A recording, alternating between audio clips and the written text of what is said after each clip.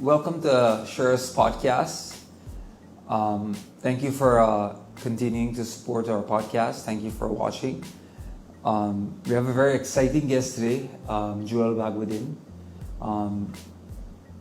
He's one of the, I think personally, he's one of the smartest minds and smartest writers in Guyana at this time.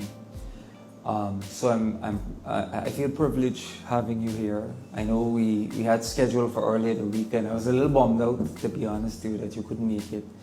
But nevertheless, you're here today and taking your time out. We appreciate it at Sheriff's Podcast. Is there anything you'd like to say to the viewers before we start? Well, thank you for having me. It's always a pleasure to sit and have these sort of discussions. Yeah. Thank you for the very humbling introduction. No, I'm very fascinated by your articles and the stuff that you put out. I think before we got into contact with each other the last few days, what you didn't know is I used to read a lot of your articles. Nice. I'm a reader, right? Good to know. I'm a reader, so I will go through them. I look at them and it makes sense, right? You look at articles and they make sense. So I wanna, like you said, you like to keep topics long, and we love that here because we get more content, right? And the more content for Sheriff Podcast is better for us. Less work for me then, right? Less work. I like to take my time. Yeah. Cognizant of the audience and the target audience. I like to take my time to explain and break things down. Yeah. So I want to pick your brain, right? Especially a brain like yours, a smart, a brilliant brain. And I want to pick your brain. And let's just start off controversial because it's, again, like Michael Rodriguez said the other day, you're going to have 50% of the people that like you and 50% that don't. So I want to start off the podcast by saying that, and asking the question that, what do you think of the current government right now? But that's not a controversial question. Well, it will be a controversial question for I would say some viewers. So let me give a personal touch to my answer to the question. What do I think of the current government? I completed my master's degree in 2017. I did not vote in the 2015 election.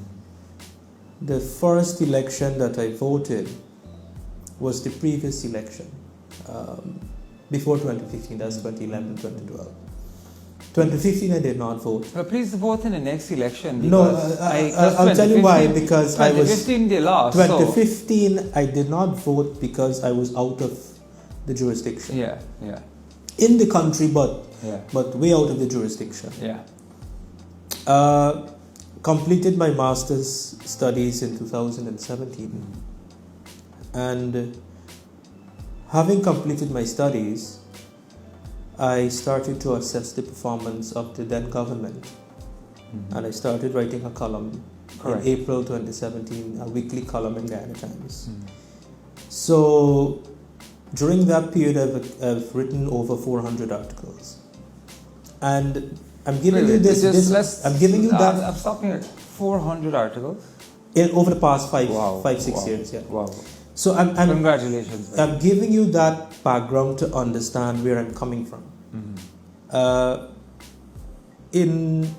At that time, based on my own analysis, I had no confidence in the country, in the previous government.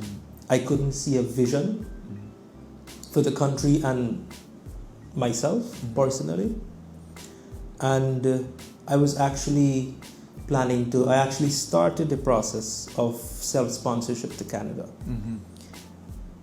Because I knew as well, based on my own analysis, that even if the then opposition won the election, and I know they would win fair and square, that it would be difficult to remove the APCO-EFC from government. Correct. I know it would not be an easy task. So I had practically given up based on those analyses. But within that 5-month period, post the election, Correct.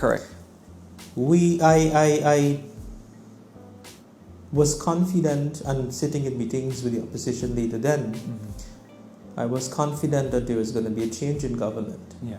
And once the PPP is back in government, I knew that the country will be put on a path of progressive growth, development, prosperity.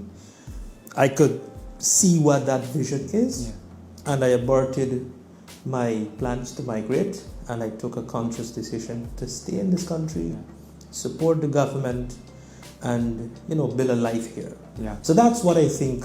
I'm giving you a very personal response. That's what I think of the government. I appreciate. I could see a the future personal here, and I response. could create a future here for my family. Yeah. Same here. I share very similar views with you. I think we had no path going into when the opposition was leading. We had a tough 5 months of fighting. I personally wasn't here fighting. I was living abroad at that time. I moved away after APNU or APNU or PNC won the election, because you could have seen no path. I still had businesses running here, like my security companies and so on, but at a minimal level, nothing at an extreme level like we have right now. But I didn't see a vision as well. Irfan Ali surprised me, and surprised me in many ways, of how he's managed the country. He and the vice president, and how progressive we've become. I saw roads that we're doing, constantly, and I keep on mentioning these things, and I think you've seen it on this podcast. The amount of development that's going on in Guyana right now, and infrastructure-wise, I've seen it in one place, and I'm not gonna compare the places yet, or say it out loud. But I've only seen that type of development so fast, so quickly, and that's happening rapidly, at a rapid pace, in Guyana right now. So you might say that the topic wasn't controversial, but it will be controversial for 49 or maybe 50% of the persons who aren't on the side of the PPP. I am not a member of the PPP party. I'm not affiliated with them anyway. We started this podcast to bring truth to the media and truth to the population out there. My next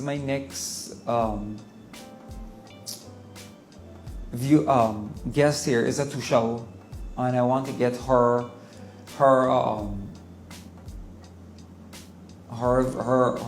what's happening in her village, and I want to make sure that people understand that we're just trying to bring the truth to them. We're just trying to explain and let them understand what's happening in the country. Because people see the new harbor bridge going up, oh yeah, it's just a harbor bridge. But it's a harbor bridge that it's going to be the most modern harbor bridge of the Caribbean for the next 30 years. I've been to most of the places in the Caribbean, and I haven't seen one as such. I'm sure, you just came back from the States. You probably saw similar bridges, but they are hundreds of years old, or 60, 70 years old, but nothing compared to what we are going to have. Now, that's not just going to ease up traffic congestion. It's now also free, so the government is also giving back. And why, coming back to the topic where I said why President Irfan Ali and the Vice President has surprised me, is the amount of work they're putting in to actually make the lives of Guyanese people, and not from one ethnicity, from all walks of of life in Guyana.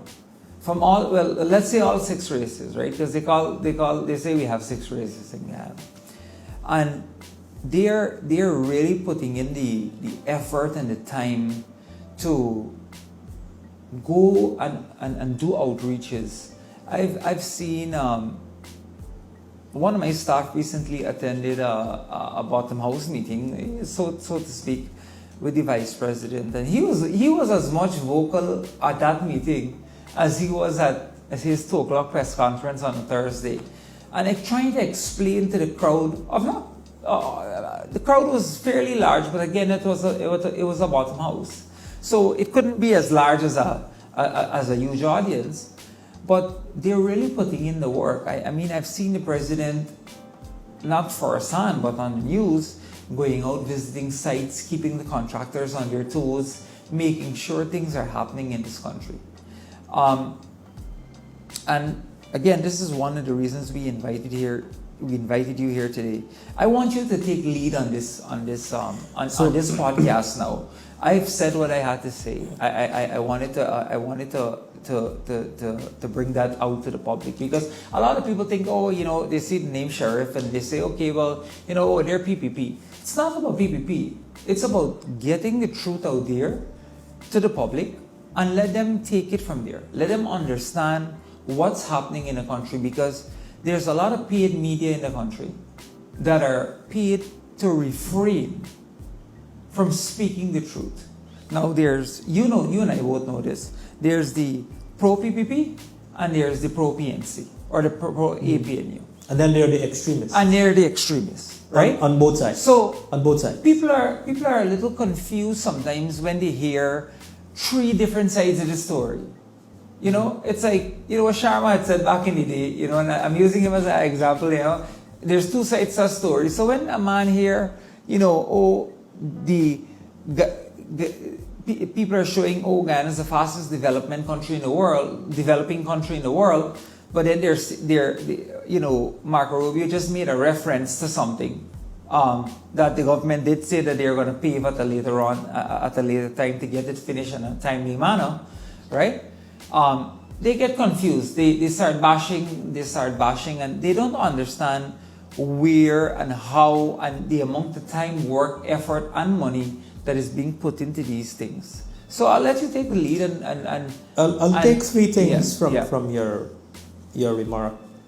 You've articulated about the leadership of the country. Mm-hmm. That's 1. 2, you spoke about the fast pace of development. It is as if we are in a hurry to go somewhere. The question is, hurry to go where and why? And 3, you mentioned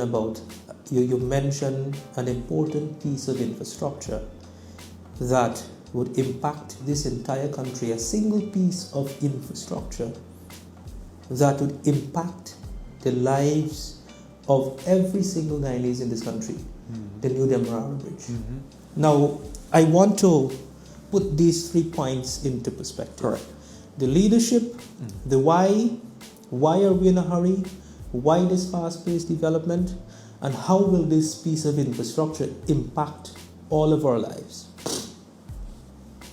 We are in a hurry because we are behind development. Correct. We are we have a 30-year setback. 100%. And we have to understand our historical context and facts. And why we're here, why we're 30. This weekend, we will be celebrating 59 years of independence as an independent state. Half of that time, we were a centrally commanded socialist system. That economic and political model did not work well. We went from one of the perhaps richest countries in the region at that time to one of the poorest in 30 years. We became a bankrupt country. I just want to cut you for a minute, and sorry I'm interrupting. I just remember an article I saw last night I didn't read through the entire article, but Guyana is now named the only country in the world that produces its own food. Yeah, I saw it. 100%. I didn't read through the article, but it's self-producing, correct. Maybe you read through the article, but I didn't read through the entire article. But that's where we've, coming back from where you're saying that we came from a socialist, that the model didn't work, coming back to now look where we are, right? Yeah. So that's half of this independence since we gained independence, 30 years. The other 29 years, more than 2 decades we spent recovering from the state of bankruptcy to rebuild our country, put it back on a path of economic viability and sustainability. Yeah. We attained that recovery lasted or ended rather in 2006 when we came out of that state. Correct. And we had some degree of financial and economic stability. Yeah. That's when we were paying $60 out of every dollar that we earn in Guyana, correct? Yeah. Correct me if I'm wrong. Yeah. Yeah. So that's around 2006. Yeah.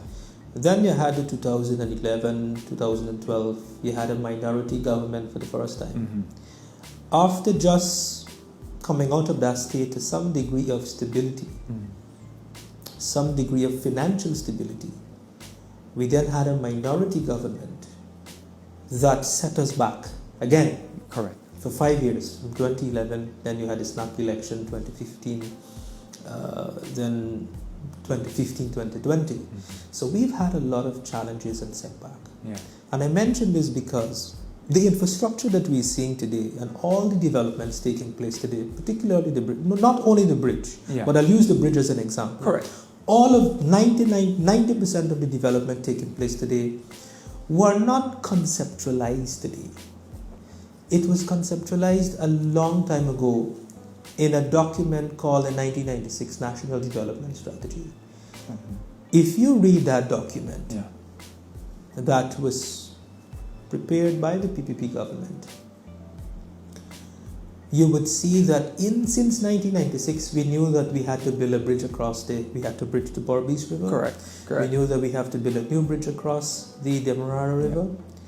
We knew that all the hospitals that we're now building were identified since then. All the road infrastructure, the bypass road, the connecting roads, opening up new land, shifting development towards the south, the hinterland development, etc. All of that were identified since in the 1996 document.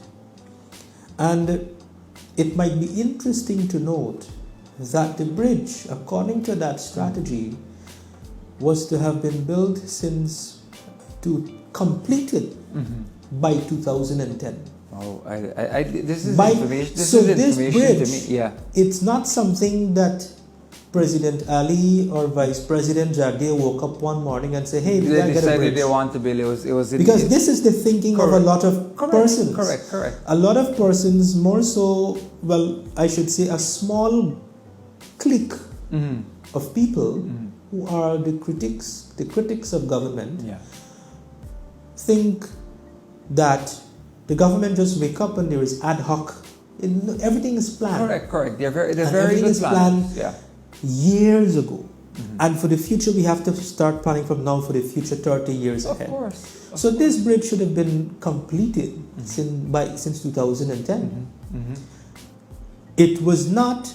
Then you had the minority period. Correct. That the opposition used their one-seat majority to block all the important development. The hydro, everything was blocked. Everything the hospitals, and of course the bridge was in there. Now, so this is why we are in a hurry, because we are 30 years behind time. Correct. We gotta catch up. This is precisely why we're behind time. And we have a young population. 70% of the population of this country are below the age of 40, within that age. Correct. 40 and below. Correct. So we have a young population, which is a good thing. Now, what does that mean? How does that impact your life? It means we have an entire generation of people have been deprived of these development, and hence they too have been set back financially, in terms of their own prosperity, in terms of their own standard of living. So let me give you a little bit more specific, relatable example. I'm learning here, by the way, so don't see me quiet on this podcast. I like to listen and learn. So I'm learning. I didn't know about the 1996 document, etc. And I would want you, if you have it, send it to me, so I'll read it, so I'll have more insight on those things. Definitely. But you know, I'm learning a lot right now. So now listen to this perspective, specifically to the bridge, how that infrastructure would have impacted us. I was born and grew on the west bank of Demerara. Only 4 years now, less than 4 years now, I'm living on the East Coast. Correct. Because one of the main reasons, because of the bridge situation. Now, so most of my life I'm on the west Demerara, commuting from home to work, and about 20 years ago, I could have gotten up. I could wake up 17 years ago actually. I could wake up at 6 o'clock, get ready, do everything, breakfast and everything, leave home by 7 o'clock to get to work on time in Georgetown for 8 o'clock. Right? Fast forward to today, you now have to get up by at least 4 o'clock. It's about a 3 hours wait. Easy. 4 o'clock. It's right? Easy about a 3 hour wait. Now, let's be a little bit conservative. You got to commute now about at least conservatively 2 hours in the morning, 2 hours in the afternoon. So that's 4 hours a day. Correct. Now, let's say 10 years ago, we should have had this bridge already. Correct. Now, you calculate 4 hours a day by maybe 260 days a year by 10 years, and you work that backwards, you will get the equivalent of exactly 1 year.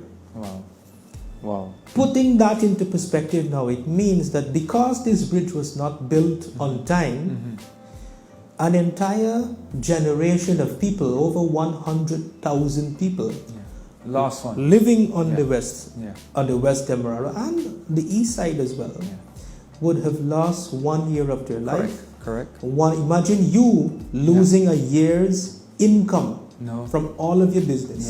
Imagine the country losing 1 year of tax revenue.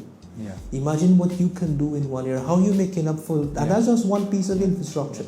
Well, I know your plight. I know your plight under the West Demerara Bridge, and I constantly bring it up on this podcast because I don't think people know the importance of it. So, as you know, we own a sheriff hospital in Lenora. While it was building, I had a house. There, and I was living because we're into construction. And I used to have to leave there about probably 11, 12 o'clock in the day. Once I go in the morning, check out the work, set the work plan for the day. What's our action plan? What are we going to achieve for the day? And I would have to leave 11, 12 o'clock in the day just not to catch that same traffic that you're talking about and lose that hour of my life. But I wasn't only losing an hour, I was losing more than an hour, because if I could have been in Georgetown in my office meeting with persons, opportunity cost, you're losing money. Exactly, time is money, like they say, time is money. So I can understand your plight when you say you've been living on the West Bank, and your timing. And losing a lot of people don't understand what you can achieve in a year. So losing that time, it's But we're making it up back now, And some of the people who have complained and seen and seen the pressure of what the bridge. I mean, to go over there at 5 o'clock sometimes. Today I'm heading to Lenora Market to share out some papers on my own behalf, because there's a farmer's market there now, and I'm checking on my time. I'm like, what is the best time to go over? And that's why like I said, I'm reiterating this again. Why bringing up this bridge because it's such an important infrastructure, and I didn't know that it was being planned since 1996. It's news to me when you said it, but it's such an important piece of infrastructure that people, when they start using it, they will understand. Then I think they will understand. They're just seeing the construction and some lights and, you know, 2 big tall towers going up. But when you actually use it and see the time you can save, and you're saving. Even the new highway that they just built from Crane to, I think, Schooner to Crane, whichever. I used to go through Rain Hoopy, take about another 15 minutes. It saves me now an additional 15 minutes to get to my hospital, and it saves the ambulances an additional 15 minutes, right, to get to that hospital. Was that road necessary at that point? No, but there's vision in the government, and that is what I am trying to show and portray to people. There's vision in this government, and what to believe and what not to believe. Don't believe the price tags and all of these nonsense in this election era. You know, they call this the silly season in Guyana. So everybody comes up with some nonsense to put out there, and then it comes back to being, who do we believe? Because they are, like you said, Guyana's comprised of a younger population now, right? 40 and below. And 40 and below, you're at that age. If you're at 40, you're at that age. You understand politics. You understand what you've been through. You know your life is set. You know you have kids, I would assume, and you get to that point where you understand your agenda, who you are, what you're for. But then the younger generation, they want to hear information. They want to hear clean-cut information about what's happening really in who am I voting for, right? And the undecided voters and the younger voters, and what party or which party or what can benefit me the most, right? And that's my piece on the Ameir Harbor Bridge there for you. But I really commend the government on doing that. It's gonna change people's lives, and they don't see it. They won't see it. We see it because we travel. I'm not saying Guyanese people don't travel. I'm not saying that they think, but they're hearing so many negative things, right? About these bridges and these infrastructure that's going on, and also the government's giving so many persons work. You know, I'm now seeing people from the opposition side taking on contracts like in Linden, right? I'm now seeing the opposition taking on contracts, and why not, right? If the work is there and you can afford to do the road in your street, do it. Why, exactly. Take the work, make the money, you know. There is enough to go around. Yeah. We've gotten to the infrastructure part, right? Where do you foresee the next 5 years in Guyana? Because that's one of my concerns. I know where my thinking is and where I foresee the next 5 years. But I want to know, where does Joel, because thinks the next 5 years will take Guyana, because we've seen where this 5 years has gone. It's tremendous. It went off the roof. It's like somebody just, you know when you shake a Coke, a regular Coke can, and you open it and it sprays out. That's where this 5 years has gone in Guyana, right? So, it's spilled with progress and prosperity like never before. Well, that's not even the tip of the iceberg. So that's why even the tip of the iceberg. Mm-hmm. Now, where I see the country in the next 5 years, first and foremost, I see the PPPC government and President Ali getting another term. Correct. I see that's a foregone conclusion. Correct. I foresee some trouble. There will be some attempts. But we will overcome. There will always be troublemakers. It's actually already in the planning. To be honest. Yeah, we will overcome. Yeah. And it's important that they remain there. Mm-hmm. They remain there to take us through for the next 5 years, Mm-hmm. because you've described what you've experienced in the past 4 or 5 years. Yeah. It's a great spill, Yeah. but it's really not, because it's just the tip of the iceberg, or not even a tip of the But iceberg. Let me explain to you why. Explain to me and the viewers why. Yeah, let me because explain to you they why. would want to know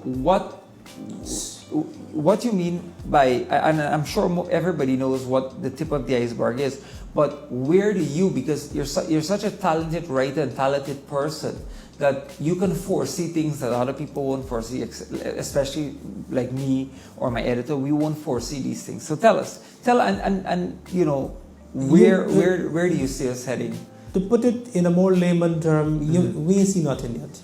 Okay. Because what the government has been focused on in this first term since being out of government in the 2015-2020 period, this term was focused on recalibrating the economy, resetting, because in the last 5 years, the previous government, their economic policies practically destroyed the economy. They destroyed the sugar industry.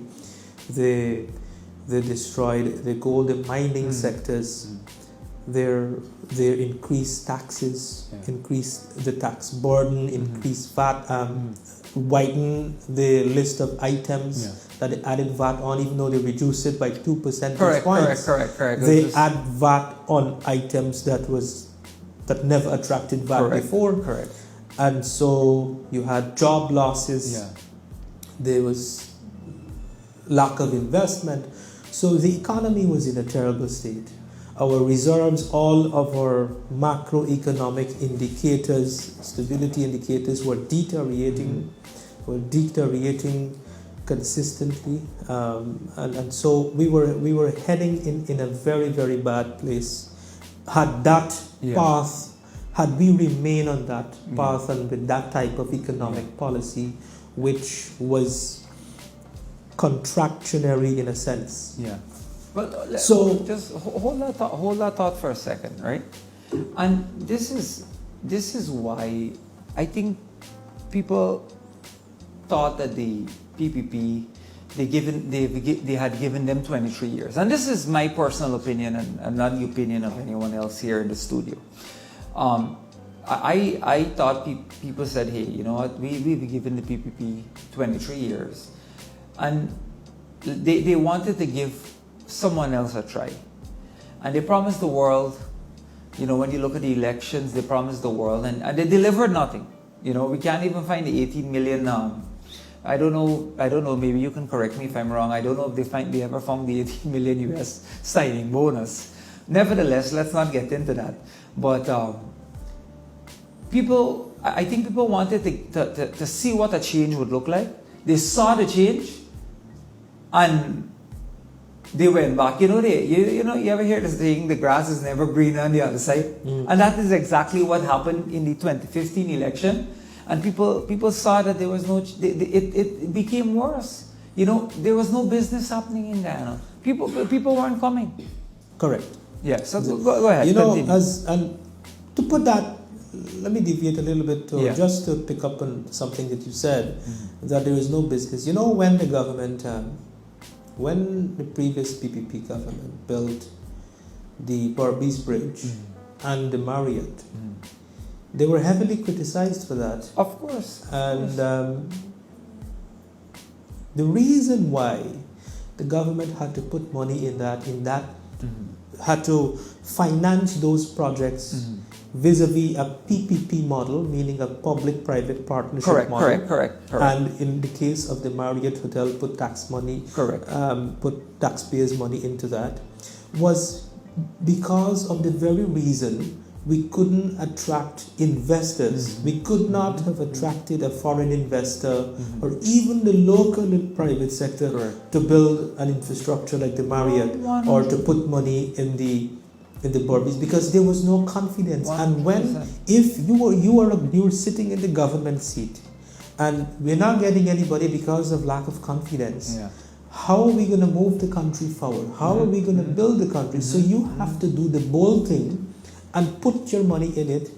In so doing, you de-risk it, and that's how you get the bank on board. Correct. And that's how you get, because you put your money. Yeah, and then you de-risk, finance some, and then you minimize get some the risk. private. Correct. Fast forward to today, the Marriott is one of the most profitable hotels in the country. It is. It's a successful investment. So too was the Barbies Bridge. But that's because it was tied to a vision, because the government knew the vision. But imagine this, right? I am building a mall in Palmyra. I'm waiting for the Chinese to put on the glass. I'm all about local content. Although Chinese, they might bring in their glass from China, they still have local workers. They still support rent. They rent places, they buy places. So I'm all about local content, right? A lot of people don't know that about me unless there's something that I really cannot source from Guyana, or it's exorbitantly expensive. I'm always about local content and supporting local businesses, because I have local businesses. If I don't get that support, how am I surviving, right? Imagine waiting. I've been to Barbies before, not many times, but before the bridge was built. I know I might look like an old man, but I'm fairly young. I'm not as old as people assume. But I've been to Barbies a few times when you had to line up for that ferry, right? Yeah. You had to line up, join a line, and if the ferry full, maybe it come back for a next trip, maybe it don't.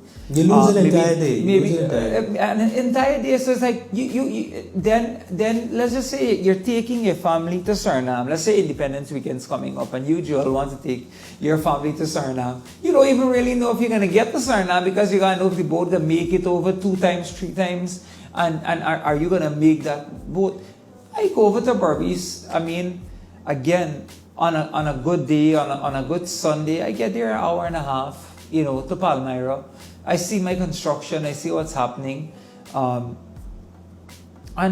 imagine Guyana without a Barbies Bridge today. How would that look? Yeah. How and that is the type of thing that this podcast we're trying to show and tell our viewers why we're not trying to I'll be frank, we're trying to sway voters to the right direction. If they think the right direction is one party, then vote for that party. If they think it's the other party, then you vote for that other party. But we want to show and tell, because there's a lot. One of the reasons I've spent and I invested in this studio, and put my name out there, and put myself out there until election. After election, I'm gonna. You're investing in the future. Correct. After election, I'm gonna have somebody else host this podcast. But I want to show people that anyone and everyone can do something to make a change. And not a lot of people are afraid to come and speak out. To speak out of what has happened, how it's happened, and how their lives has been impacted. And that's why, again, we're trying to show our audience and tell our audience and enlighten our audience, like you enlighten me and the audience again, about the 1996 document that the bridge was already planned, right? So now they can take that bits and pieces of information, if they want to, and turn it into something and then make the right choice. And that is why I'm doing this. I'm taking my time out. My phone is ringing. As I'm sitting here, my phone is ringing off the hook for my other companies. As you know, I have several different companies. I'm the chairman of most of them. But I feel like I owe the PPP, and I owe the Irfan Ali's administration this podcast, to tell people the truth, because there's so many lies that's been peddling out there. When you look at it, sometimes you get disgusted. You look at it and you shake your head because you're like, this is not what's happening. But the man in Barbies, right? Or the man in Bath, or the man in Wim that Nagamutu fooled 10 years ago, he doesn't understand what's happening and what's coming and how it's going to be impacting their lives. There's an individual, I don't want to say the name, because I've said the name enough. I think I don't want to give him more publicity.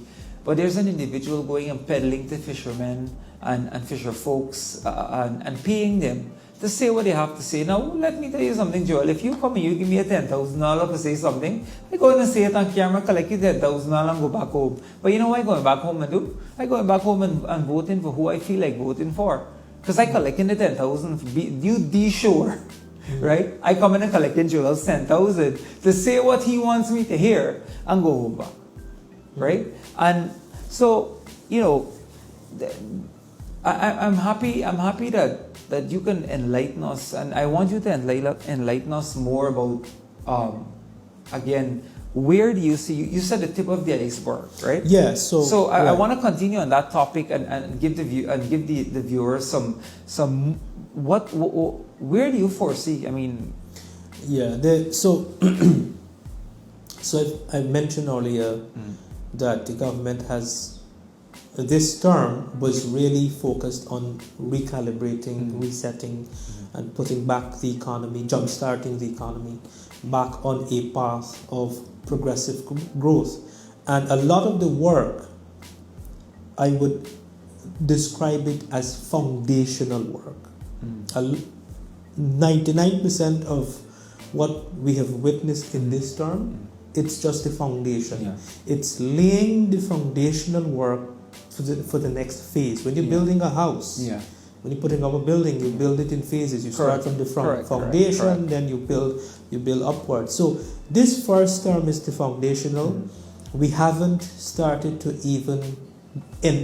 we haven't started to reap the fruits as yet because we're still in the foundation stage. The next phase, the next phase will take us to a new wave of development, looking at modernizing the economy, a new wave of different types of infrastructure. We still have to look at things like the deep water port, which did not come through in this, but the foundational work has begun. The foundational work for those other major, the next wave of development has begun already in this term. You haven't seen it, but it will come.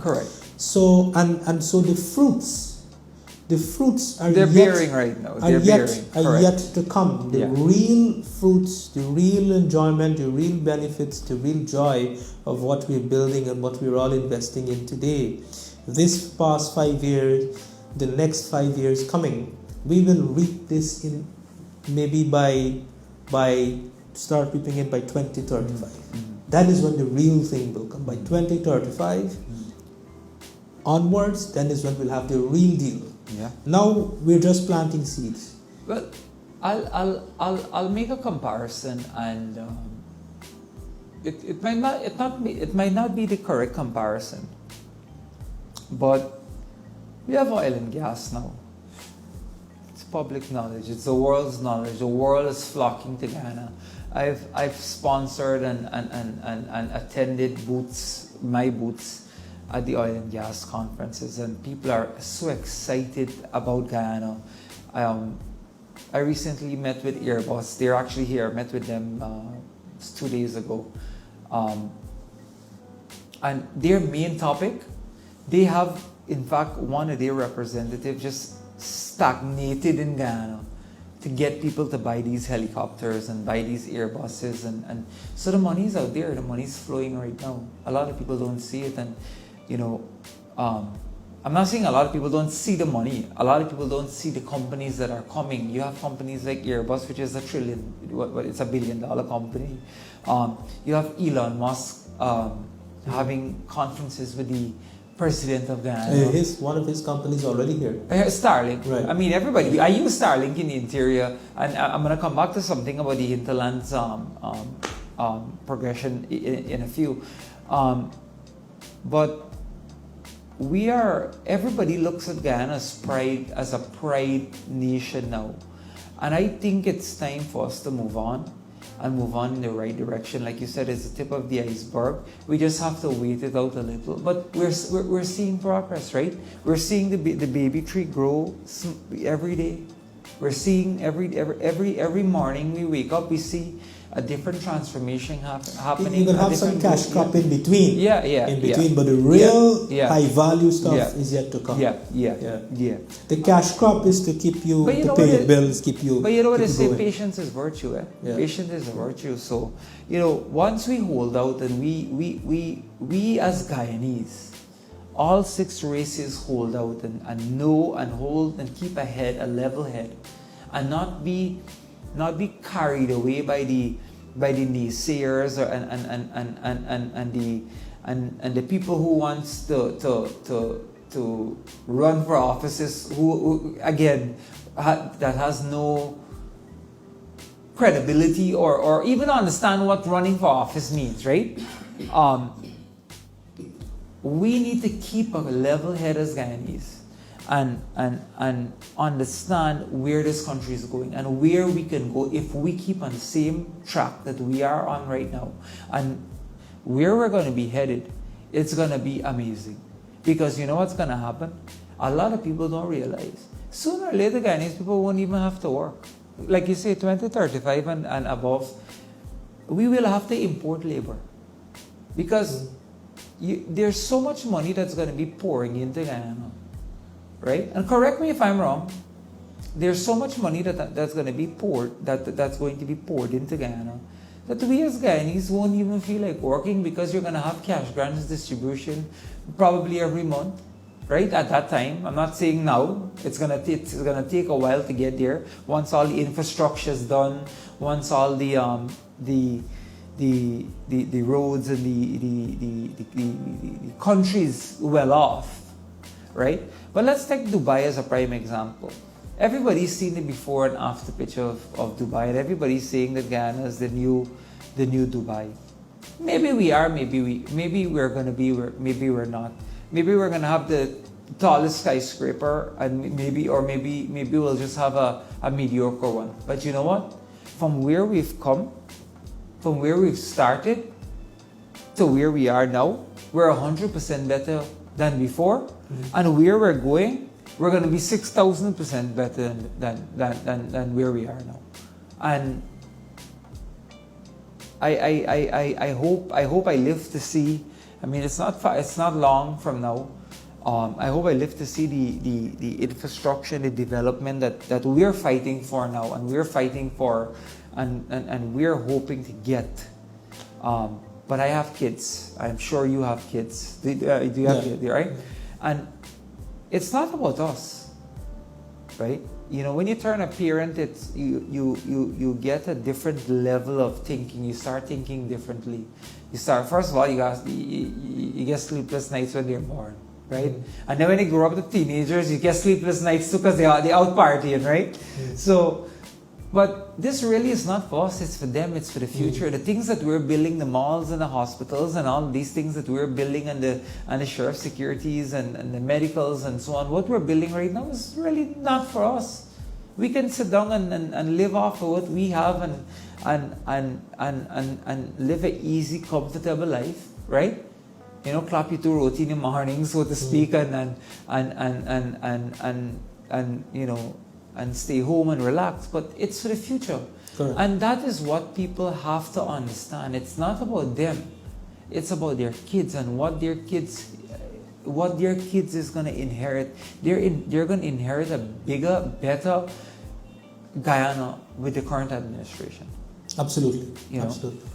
So, yeah, the other topic I want to bring up with you is, I don't know if you know about there's a National Tushaus conference going on right now. And I personally, there's no lying, or people know that we own Sheriff Construction, and we bid for contracts, and we do win some contracts and so on and so forth. You know, we're now starting out. So we've always been into private construction, building our own houses, renting them out. I think you've seen them on Facebook. We've always been advertising them. But we decided to venture out into public procurement and public construction.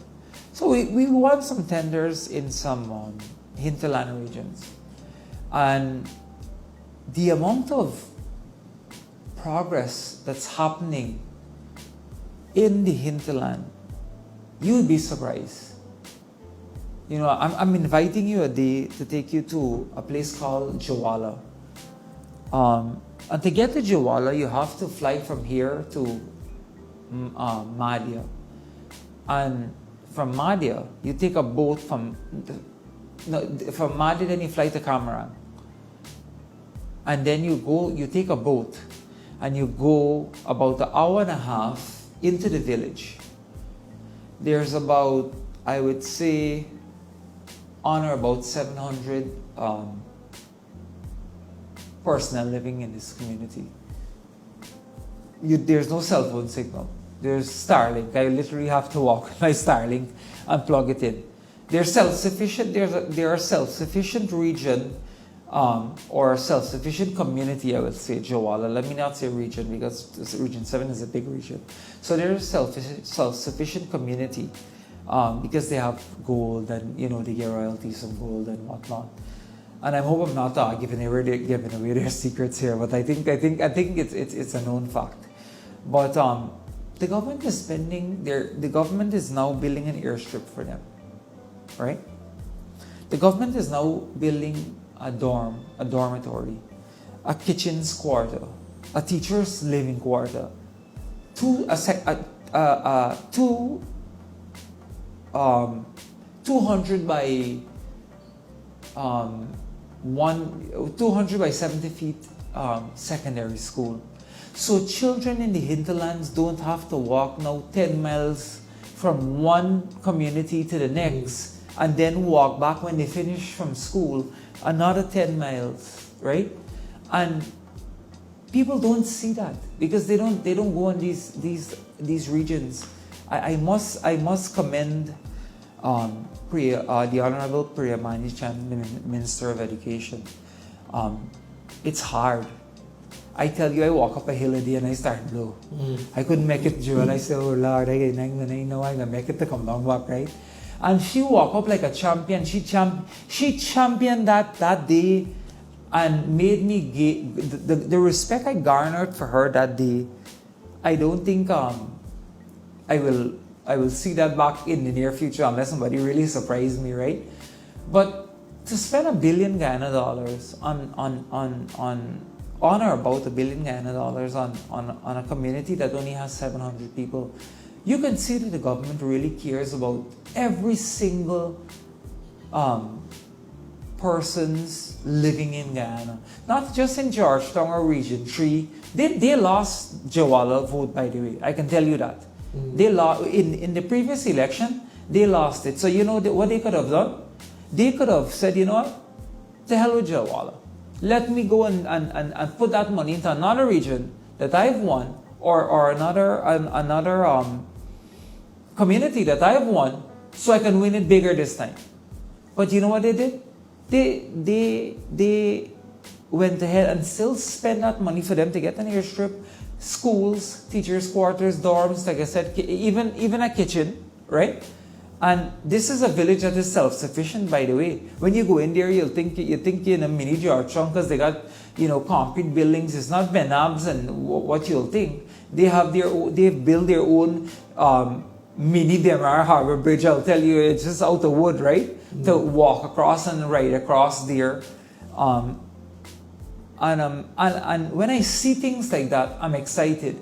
You know, the government's building houses and infrastructure in Madhya, places where they don't have to, places where they don't win. I mean, did they win Madhya last time? Correct me if I'm wrong. I don't think so. Right? But now, so when I look at these things, and for me, I'm a selfish person, right? So if I have no plans on running for politics. I'm not a politician. I never want to be a politician, but I mean, I'm a selfish person. If I was, like in my mind, I'm saying, you know what, I would have put this same money into regions that I've won so I can win it back even bigger this time. But the government is so selfless.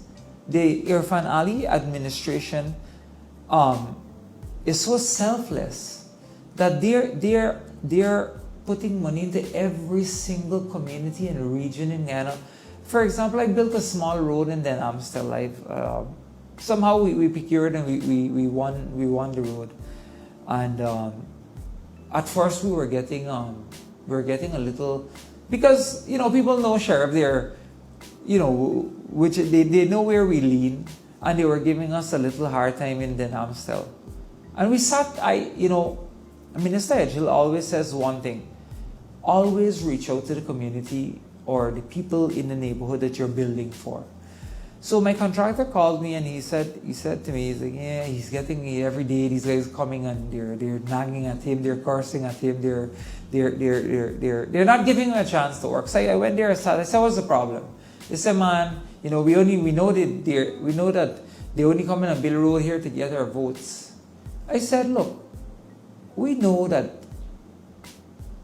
may be true or may not be true, but look, accept the road.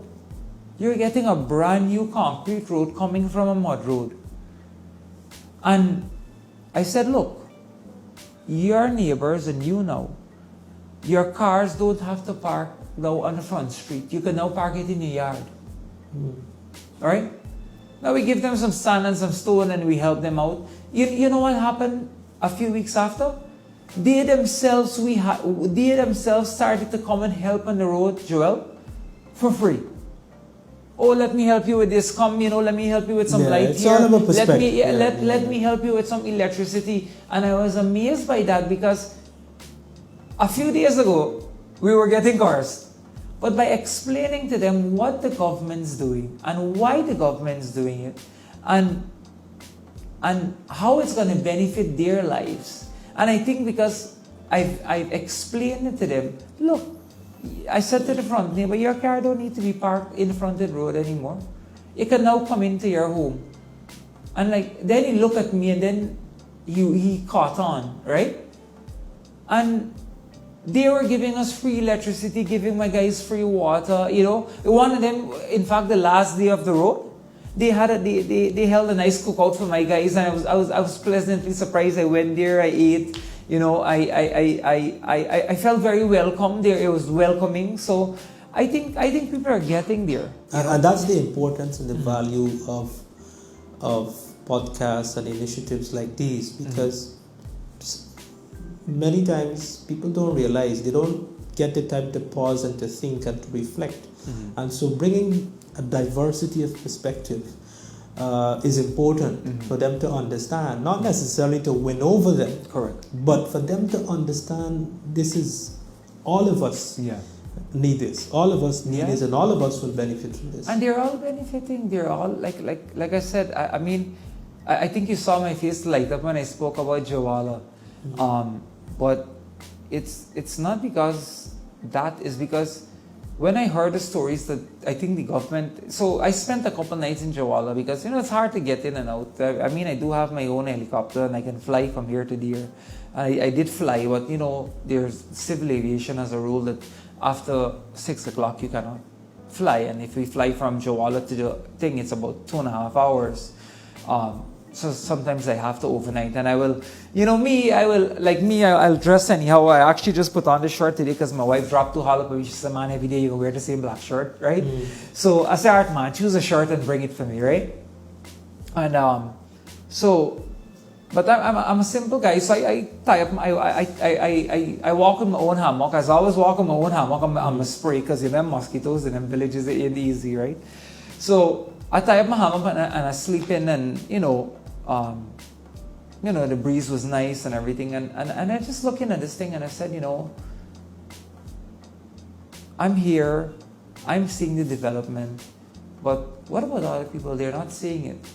And I'm yapping with one of the villagers, one of the counselors. She's going to be here later on today, and because I want her to explain to the people and to the other communities what's happening in her village, because it's not just her community alone. There's many other communities like Maranao that's 5 hours away from Letem, that development's going on, and schools are being built and hospitals. I don't even want to get into the hospitals because they're so phenomenal. They're my competition now, right? Because healthcare in Guyana is free. But I mean, look, if you know that if you're sick in the United States, right, you pay an arm and a leg for healthcare. In Guyana, it's free. The government is building hospitals like they're building houses, basically. But you know what? In the longer term, it's better for me and you. I mean, of course, it's a competition for sheriff, but at the end of the day, I'm still happy that it's gonna benefit the mass population out there. You know, I mean, people will still come by sheriff hospital. People will still support us. You know, in an emergency case and in all of these cases, we will all, in every business you have to tailor to what's happening. But it's an initiative that you'll be surprised. I am surprised, to tell you the truth. I hope one day I can take you to Joel or one of these outer communities, and you can see the development, and you can come back on this podcast and give your own views on what's happening. So I think when you say 2035, I think 2030. I will argue you on that. I think 2030. And that's when we will see the roof start going on. We will see the roof start going on, because it's amazing the type of development. I mean, look at the East Coast Road. You know, one thing I hope, and I hope any government official is listening to me, is paint over the seawall white. Stop with the advertisement. I don't think we need the advertisement money from the seawalls anymore, right? Let's keep it a tourist attraction. You know, it's nice. I hope somebody's listening to this podcast will be just paint it over white. I don't think we need the advertisement money from that anymore, right? But Guyana's growing. I'm so proud of Guyana right now. I'm putting all my eggs in one basket in Guyana. A lot of people saying, hey, go to Suriname. I have partners, not partners, but investors that are investing with me that are from Suriname. And let me just move this mic a little.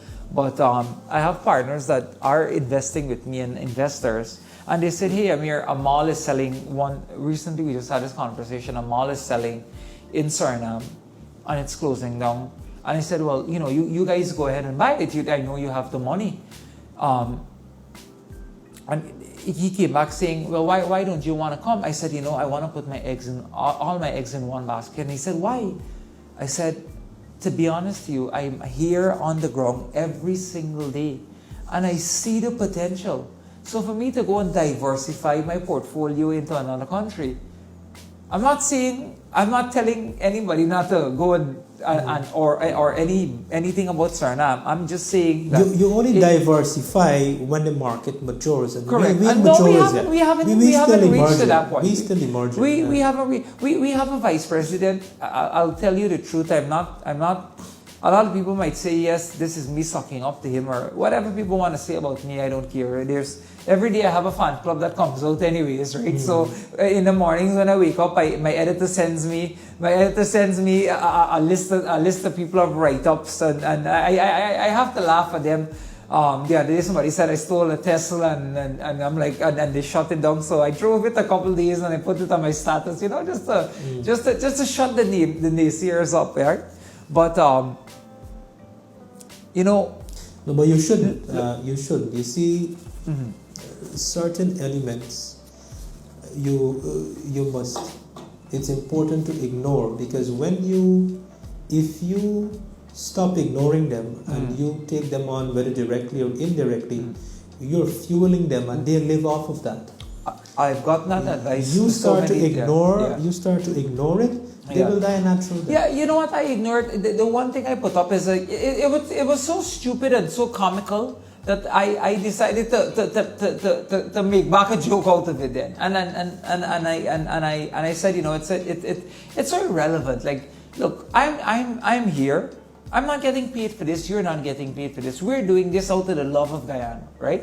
And like you said, this market hasn't matured yet. And I'm going to fast forward this quickly because I see you looking at your watch and you probably have to go, right?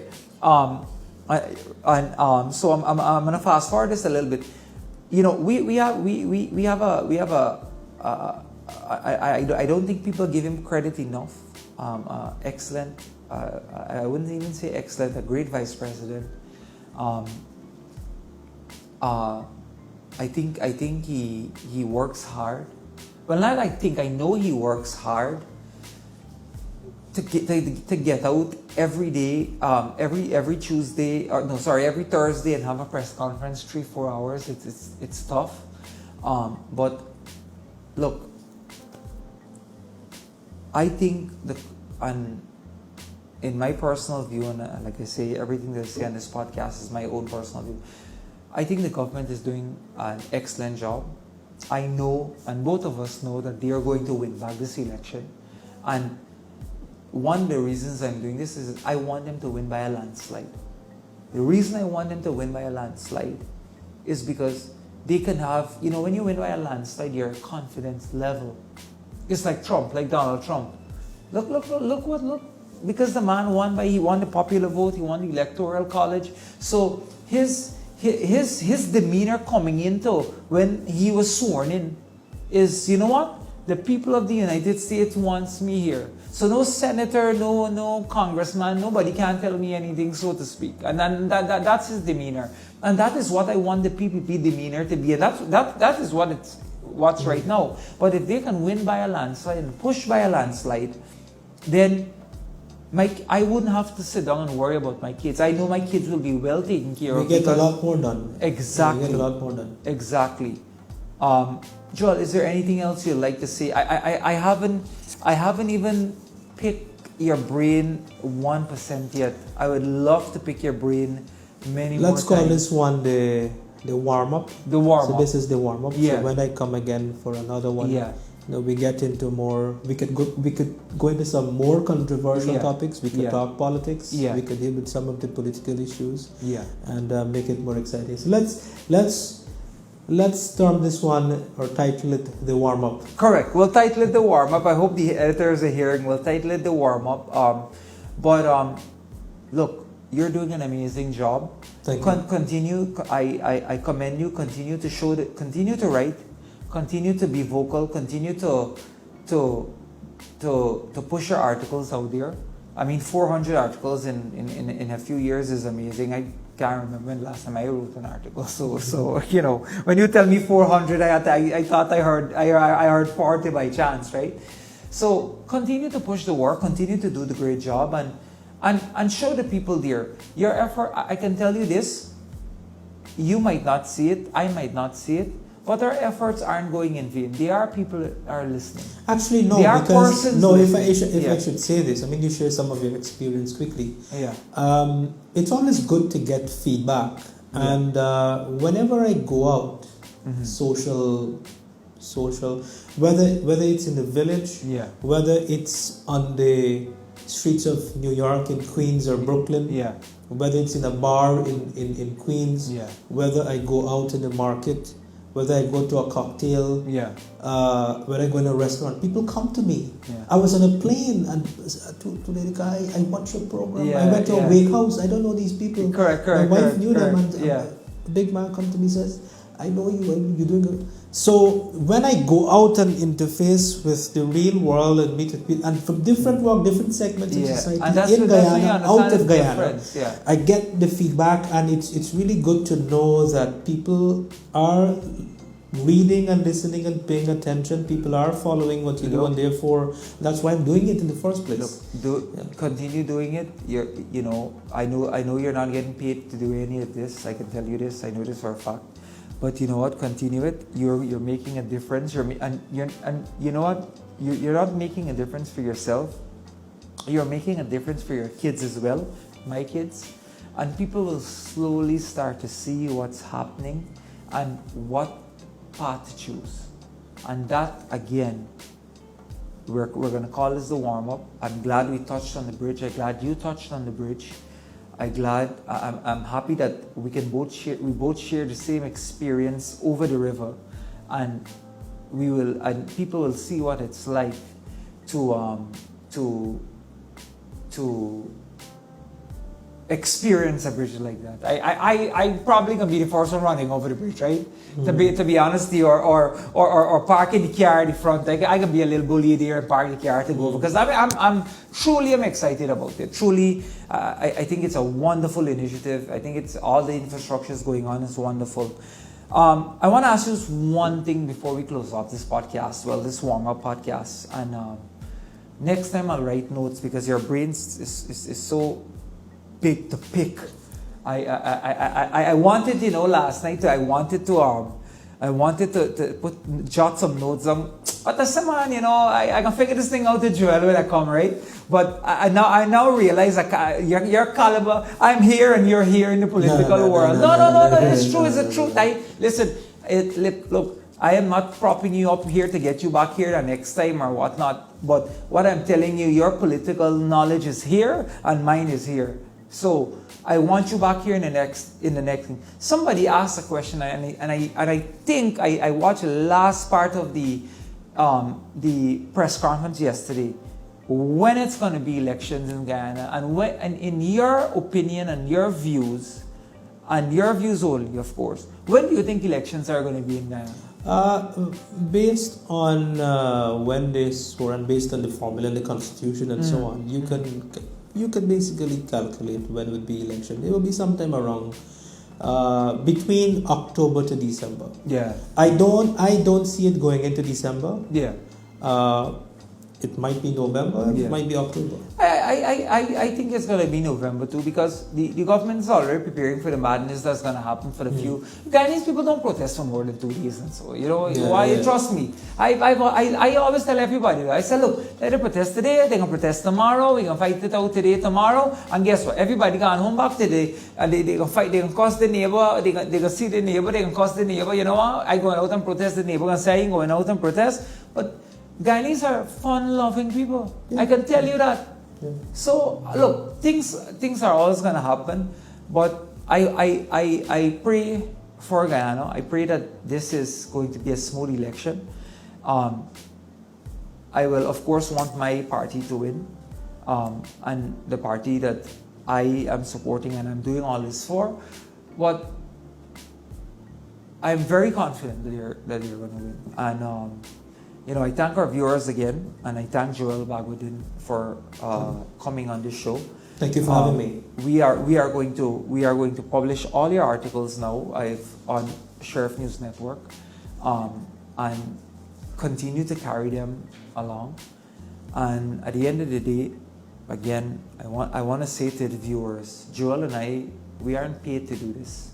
We know that there are media houses in Guyana that are some media houses in Guyana that are paid to hold the truth back from you, and that's why we're doing this, and I'm sure that's why Joel has agreed to do this interview. That's it for this episode of Sheriff's Podcast. Catch you on the next one.